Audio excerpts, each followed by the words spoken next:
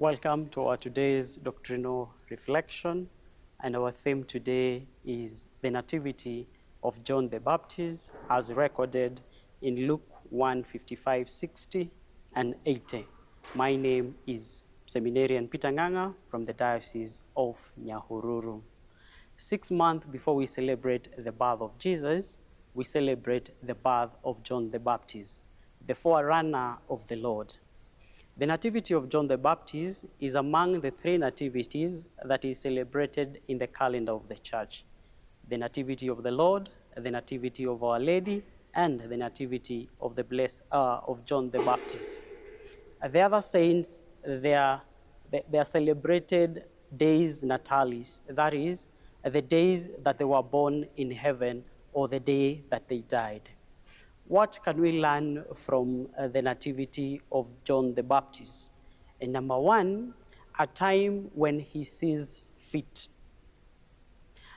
We remember during the Annunciation of John the Baptist, or during the Annunciation, the encounter in the temple, Zachariah doubted the message of the angel, and he asks, "How shall I know this? For I'm old, and my wife Elizabeth is advanced in age." Like Sarah, Zachariah doubted the message of the angel. But as in Genesis chapter 18, verse 14, the angel asks Sarah, "Is there anything marvelous for the Lord not to do? Or rather, is there anything too marvelous for the Lord not to do?" For Zachariah, his wife and him, the time had passed. They had given up trying, but God had not given up on them. As in 2 Peter 3:8, we read, "One day is like 1,000 days, 1,000 years, and 1,000 years is like one day for the Lord." So for them, they had grown old, but for God, they were at their prime age. Because God is the author of time.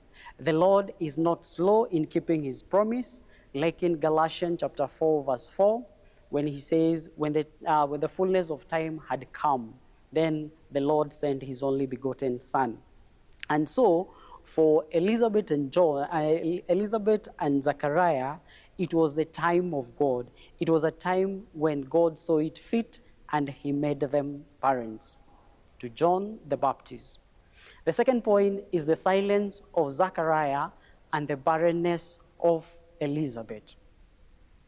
The silence of Zachariah is taken as a symbolic of the 400 years that the Lord went silent from the time of Prophet Malachi to the time of the New Testament. This is because the Israelites had hardened their heart to the message of the word of God, and so God went silent on them, but his will continued, or his plan still continued. Reverse of the silence of Zachariah is that the mission of John was a voice crying in the desert. So from the silence to a voice crying in the desert, prepare the way for the Lord, because John was the forerunner of Jesus Christ. The barrenness of Elizabeth.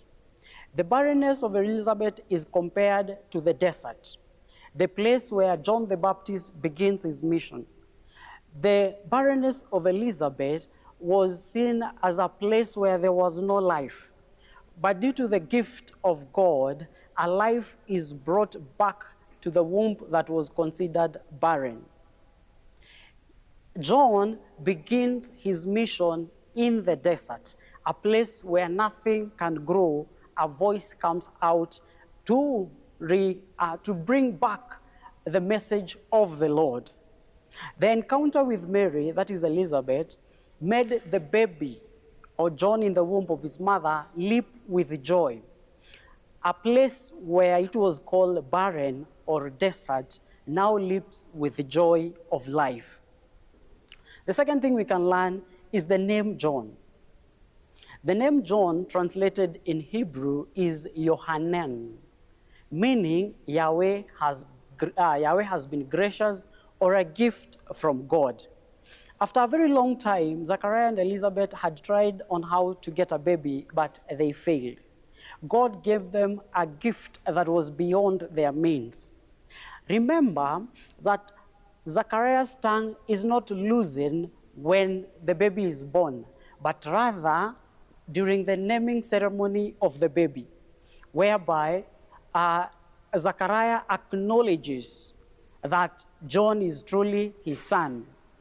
And Elizabeth had given him the name John, but the relatives insisted on John giving a name to his child to acknowledge that it is my child.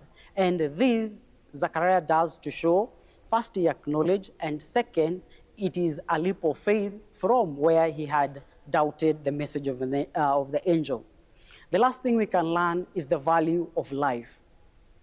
The neighbors and relatives of Elizabeth and Zachariah came to rejoice with her because of the mercies that the Lord had shown to us. Pope John Paul II in Evangelium Gaudium, in Evangelium Vitae, affirms respect for life. He says, society as a whole must respect, defend, promote the dignity of every person at every moment, in every condition of that person. In our modern world, culture of death has encroached in and the dignity of life degraded. We kill to protect our interest, we gather at funerals, and we shun from places where children are born.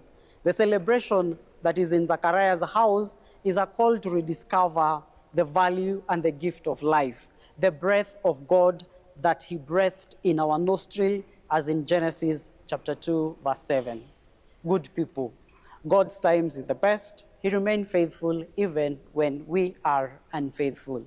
A family that prays together stays together.